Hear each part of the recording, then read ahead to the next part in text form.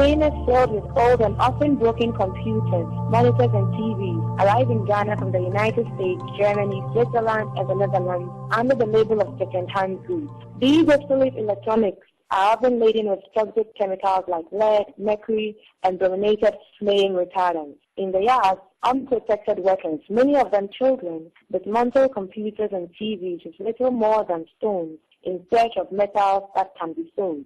The remaining plastic, cables, and casing is either on waste ground, and these cause heavy air, soil, and water pollution. As a solution, prominent electronic companies around the world should phase out toxic chemicals and introduce global recycling nets. Governments of developing countries should regulate this electronic trade with commercial parties more strictly to prevent hazardous situations like the one in Ghana.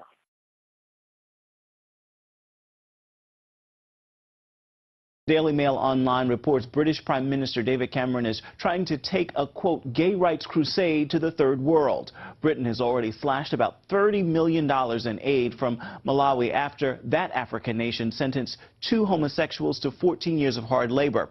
The British government is also threatening to punish Ghana and Uganda for their laws outlawing homosexuality.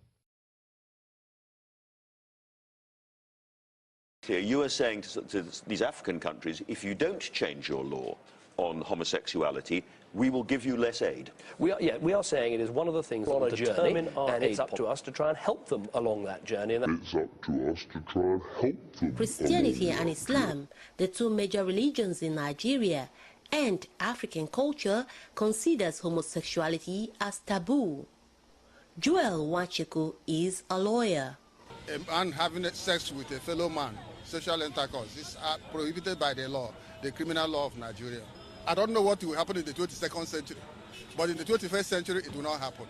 I know that some people are practicing it, but the law will never allow that. In Africa, leaders interpreted it as a colonial display of power. Homosexuality is illegal in most African countries based on remnants of sodomy laws introduced during the British colonial era. If this bill becomes law, it will do nothing to eradicate Nigeria's real problems such as poverty and lack of infrastructure. It will make combating HIV even harder, as gays are driven underground. Claims that criminalising same-sex partnership is essential to ensure the population does not die out, protect national culture and safeguard morality have little credibility. The bill faces little opposition from the Nigerian people, who are largely in support of the nation's lawmakers in calling for strict punishment for Nigeria's hidden gay community.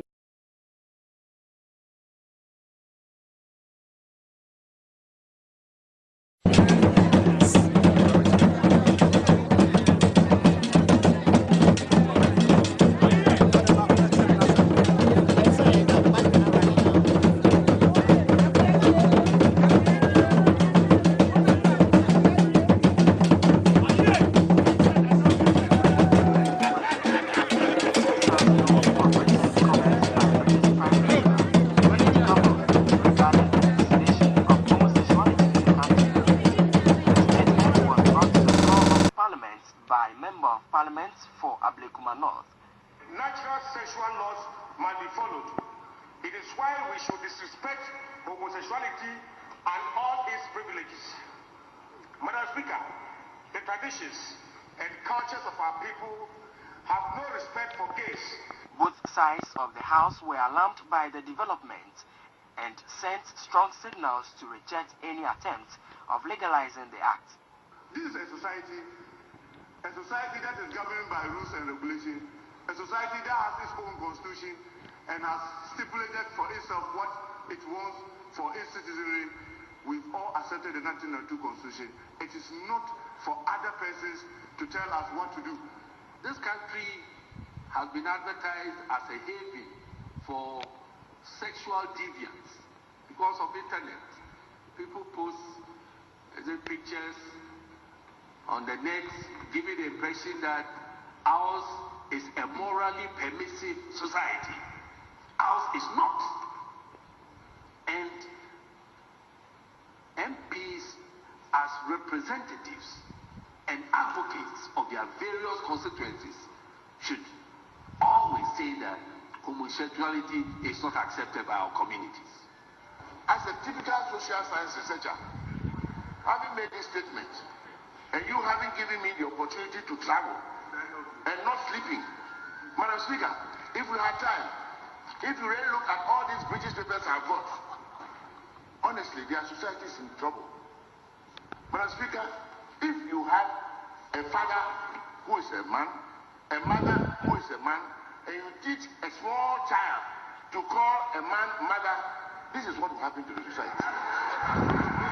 Our culture doesn't make us to will to dogs or cats. Other cultures, people will. Some of the cultures we cannot import into our system. We must be content with what God has made us. A same-sex relationship, homosexuality, is absolutely a taboo and unacceptable in any tribe, in any region, in any religion. Women, lesbians marry each other. What we are doing here is a competition between men and women at the other side. And I also want to urge the Attorney General that the criminal code must be amended. I think that we should amend it to read that homosexuality and lesbianism attract sex penalties.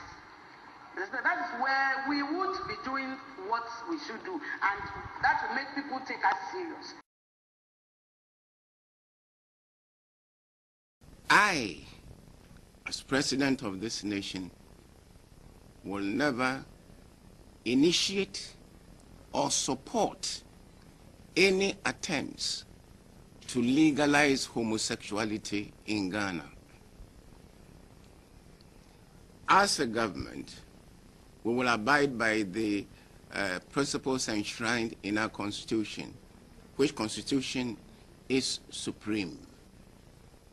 Let me also say that whilst we acknowledge all the financial assistance and all the aid which has been given to us by our development partners, we will not accept any aid with strings attached if that aid will not inure to our interest, or the implementation or the utilization of that aid with strings attached would rather worsen our plight as a nation or destroy the very society that we want to use the money to